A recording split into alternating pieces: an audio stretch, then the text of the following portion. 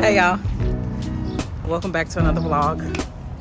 One day I am going to do a real intro, but today is not that day.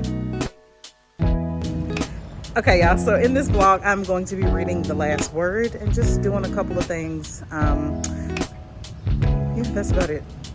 It's just a reading vlog of me reading The Last Word. If you want to know what my ratings are and how I felt about it, as always, go ahead and go to the end to see what I felt about it. If you want some live in the moment reactions, watch the whole video. I would love to hear how you guys or what you guys thought about it. So please make sure to like, share, and subscribe, and I'll see you in the next one. Bye.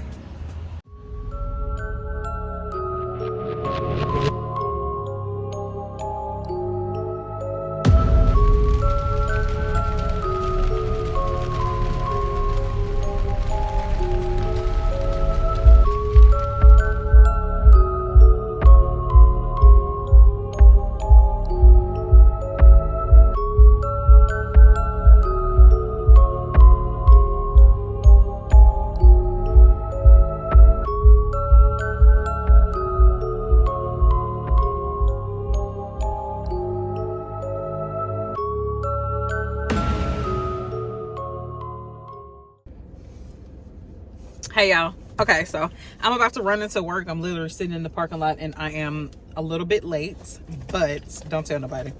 So I am in this, wait, hold on. Isn't this sweatshirt cute? Look at it.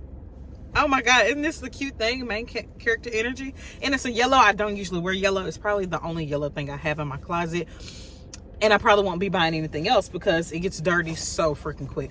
But I am here to give you guys an update on The Last Word. So I am on page 150 and first of all, I'm in part 2, but part 1 just took off running with the suspense. So this book is about a girl who writes a bad review, a 1-star review about a horror story that she read, and the author is a he's written a lot of books, but he is not very well known in wide range of spaces. He is not picked up by any big publishing houses. So after he sees the long, drawn out mean review this woman Emma posted, he asked her to, like, can you take it down? And he's not that kind about it either. He kind of mean. So she was like, no, no thank you. So the whole first part, like literally the night she wrote that review, something crazy happened. Like, she thought there was an intruder in her home. It was wild. I hope that's not a spoiler. I'm sorry if it is, but literally the day she pushed send on that, she it's been going crazy. So she has been feeling some weird things. She kind of thinks somebody is after her because of that review, and it is wild. It is fast-paced. She is all alone on this small 11-mile stretch of an island off the coast of Washington. Her closest neighbor she can only see through a telescope. Like, she is by herself, and she has a dog who is probably dumber than a box of rocks. So I'm sorry if you're a dog person. The dog isn't that dumb. But my feelings toward the book right now is there are some scenes in here about her past lover, like her ex-husband. I think he was an ex-husband. I think. And I usually don't like romance and thriller or romance and mystery. Side note, this is a horror. I didn't know that. Your girl is reading a horror and I'm scared. But I don't mind it. I usually don't like it, but I don't mind it. And it's like flashbacks and just kind of talking through how they met so far. So yeah, that was part 1. Part 2 is we are getting a little bit of a mixed media vibe because there are some excerpts from a book that this author is writing. And like I said, he's a horror novelist, or he's a horror author, and those are quite quite terrifying. I've played with the idea of not finishing this book, kind of DNFing it, because it's got me on pins and needles. And they keep saying something that is like, if that's true, then you've basically just spoiled the book, and I kind of don't want to read it anymore. But from what I've heard, it's a really, really good book. And I really do want to know how it ends. It's just one of those things where I'm like, do I want to just look up the ending, or do I just want to read it myself? I'm like 40%, 45% of the way through. Yeah, I'm like excited, but I'm nervous to keep reading it. I'm about to go into work. I will get you guys some more clips in my comfy yellow chair because I am a hall monitor for testing. Since I don't have a class, I am just a in-school tutor. I don't have to administer the tests. It is actually against my job to administer the test. So I'm just sitting in the hallway, literally reading in the cut until a kid has to go to the bathroom or something. So we're probably going to make a lot of progress with this book. I also brought a romance because, I don't know, I haven't been in a romance mood in almost a year. But The Accidental Pinup by Danielle Jackson. And I brought this just in case I get tired of this one.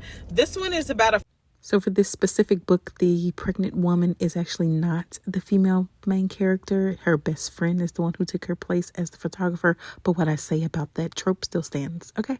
The photographer who is shooting her is her arch nemesis, or like her rival in photography. So they're supposed to be having a romance. My thing with this is, and I don't even know why I picked it up, when you have a pregnant woman who is falling in love with someone who is not the father of that child, you know, my other least favorite romance trope is the, I didn't tell you I was pregnant, and now you found out however much time later, and now we're about to fall in love while we raise this child. No, not in this world. Why would you not tell somebody you was pregnant? And that happened in one of the thriller books that I do not like. But I read it like back in November. I'm not going to tell y'all which one it is because I don't want to spoil the ending, which is just absolutely idiotic to me. Absolutely idiotic. That is the dumbest trope in romance to me. I gotta go because I'm gonna be late to work, but I will give you guys an update on The Last Word once I am done reading it, or once I get to, probably when I get done with part 2. So yeah, see you then. Bye.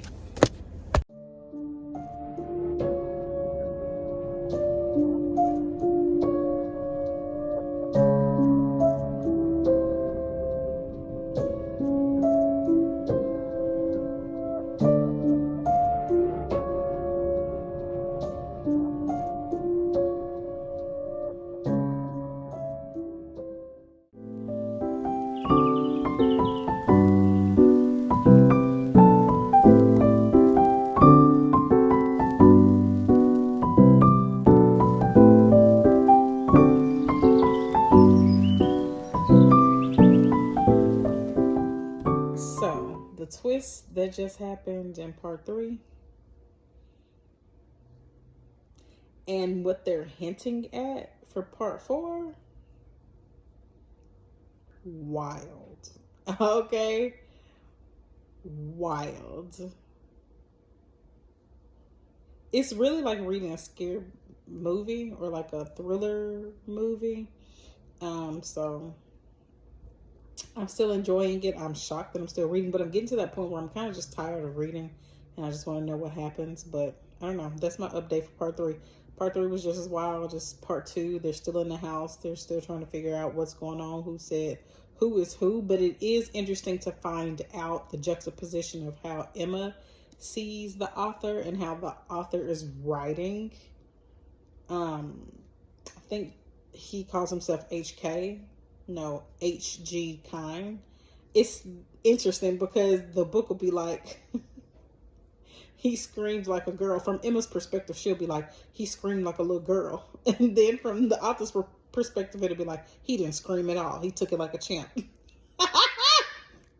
So it's really funny. But I am still enjoying it. I'm just kind of tired of reading. I'm tired all the way around after working, but I want to know where it goes. So hopefully I'll finish it tonight and update you guys tomorrow. I'm on part 4, so I'm like 3/4 of the way done. Hopefully I'll get it done in the next few hours. We'll see.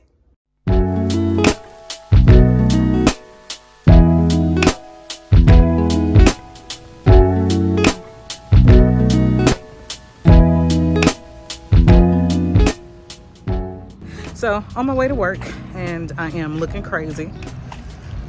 I had a long day today. I'm so excited because somebody already set up for my class.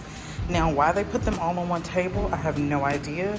I have a feeling the girlies are not going to like that. So this is what we're painting today. I do have to do some sketching, but that's the only thing I have to do. So yeah, let's do that.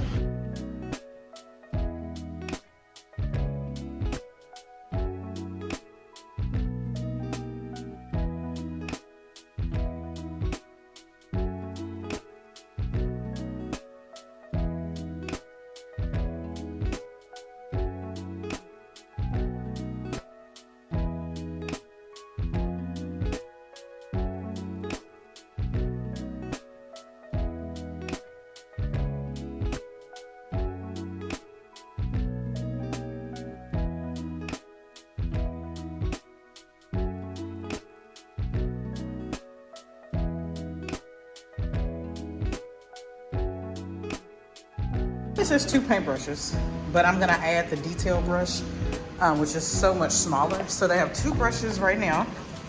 They have the big brush for the background, smaller brush for the details, but this brush I don't think is small enough. Oh, actually it might be. Wait, hold on, let me see. But I'm thinking about the average person. They don't know to like do lightly, so they're gonna have a really tough time with this. So yeah, I'm gonna get them a detail brush so we can do all the facial features. And I'm gonna show you guys what that looks like. Okay, so detail brushes are here. So these are so much smaller, right?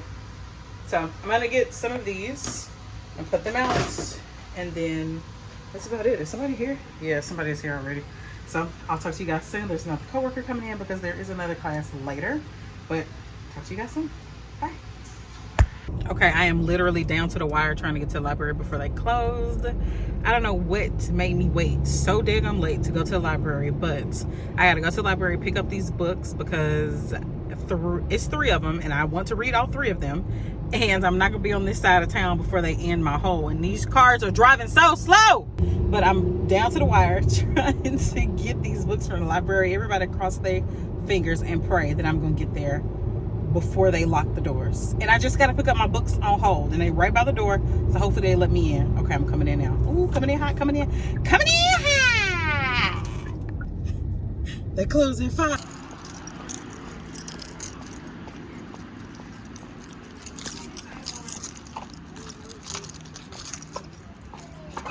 Yes. For a moment there, I didn't think I was gonna get in. Is there any new books? Just quickly. I hate to do that. I walked in late. They didn't have my book, so I had to ask them, like, where was it? So she has to go to the back. I hate that. They should be closed by now. She's probably ready to go home. So I was rushing and I realized I didn't even tell y'all what this book was about. So this book is about 5 young college students who are on their way to a cabin in the woods when they find an overturned armor truck filled with $15 million. So they decide to take the money and continue on with their vacation. Little do they know that they're going to run into some people and maybe some other things that are not so people in the woods.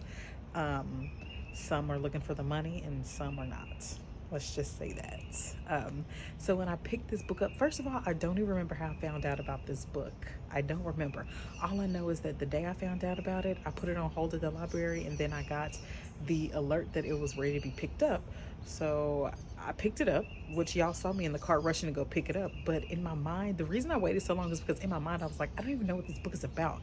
So I was toying with letting it just follow, like letting the hold lapse. But I decided to go ahead and go get it. Got it home, started reading it, looked it up, and it's another horror. I am not a horror person. I don't know why or how I overlooked it. So I accidentally started reading a second horror novel. So stay tuned to see how I like it. shall we? Let's get into it.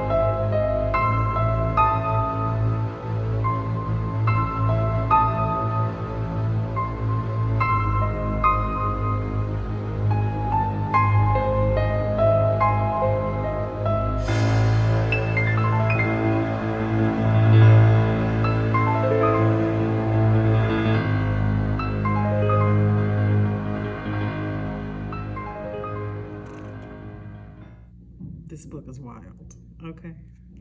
I have a meeting that I have to get to like right now, but this book is wild. So I finished, what is it called? Clawheart? I hate when I have to talk to y'all in the car, but like, sorry. I finished Clawheart Mountain, and the ending of it, I knew what happened to the money. Let's just say that. I knew what happened to the money, but I didn't know it was going to end like it did. They hinted at there being a creature that was involved, and I still went into it and was just like, oh my God, this creature is involved. So whatever, the creature is terrifying. Oh my God. So yeah, this book was really good. I'm not the target audience for this book. I'm not going to rate it. I'm just saying, if you like horror, if you like mystery, if you like, I don't even know what else, like sci-fi. It is labeled as sci-fi a little bit because of the possible creature that they that they run into, and you know, whatever, and it's in the woods and it's freaky, it's scary. To me, it was pretty good. I could not put it down. The only reason it took me 2 days to do it is because I had to do some studying for work. I had to do some things for work. But regardless of that, I would recommend it, like I said, if you like those 3 things. Okay, so I hate to be doing this, like ending the video like this, but someone is asleep on the couch in front of the aesthetically pleasing bookshelf. So here we are. I finished The Last Word, and I rated it a 3.5 out of 5, but I did push it up to a 4 on Goodreads. I do regret that I waited so long to read that book, because it had been on everybody's favorites list like 2023, 2023, and 2022, I want to say. So I regret I waited so long to read it, but then again, everything happens for a reason. It was great. The book was somewhat shocking. It was somewhat surprising. I did kind of figure out one of the twists like halfway through. There was one twist that I did not figure out, which where I was like, wow, that's wild. But I did like how it got right to the point. It got straight to the point. It jumped right into the thriller and the suspense, probably like page 4. The things I did not like about the book is it seemed like she was having fake conversations with her dog. It was a little weird. It added some comedic relief, but it was just kind of weird to get into, because when I read books, sometimes I play them in my mind as a movie. So I was trying to figure out like how that would even look if someone put it on the screen. But I guess that's the point why it's a book, because I mean, you know, it made more sense that it was a book. I would recommend it if you like horror, suspense, books about books. You know the drill, probably. Second horror book I read was Clawheart Mountain by David Opengard. Not sure, but this is his most recent release. He has been releasing books, I want to say, for about 15-20 years. I did not rate this book because I don't feel like I was the intended audience, and I don't even know what I would rate it, because it's not really a mystery. We know what happened to the money. It is very suspenseful. It does have some sci-fi in it, so I guess I am the target audience, because I do like sci-fi and I do like a good suspenseful novel, a good little suspense. But yeah, I didn't rate it. But if you like those things, like I just said, horror, suspense, like young adult horror, I would say pick these up. Both of these books followed a commonly used trope. You have the woman who is all by herself being stalked and threatened by an unknown person, with no one around her, no help from anyone, besides a few people. If she can get in contact with them, she's all alone, desolate, crying about her past. You know, that's one trope. The other trope is young adults who are just making stupid decisions, also all alone with no parental guidance, and things and people after them. They have no idea what to do. So both tropes, I think, are very popular, and if you like either one, I would suggest you pick them up. But that is a wrap for this vlog, this reading vlog. I'm so excited to be rounding out another one for you guys. Please make sure to like, share, and subscribe. Leave me a comment down below. Let's put a this emoji right here, the little scared emoji. Put that if you came all the way to the end. If you made it all the way to the end of this video, I appreciate you so much. I'll see you in the next one. Bye.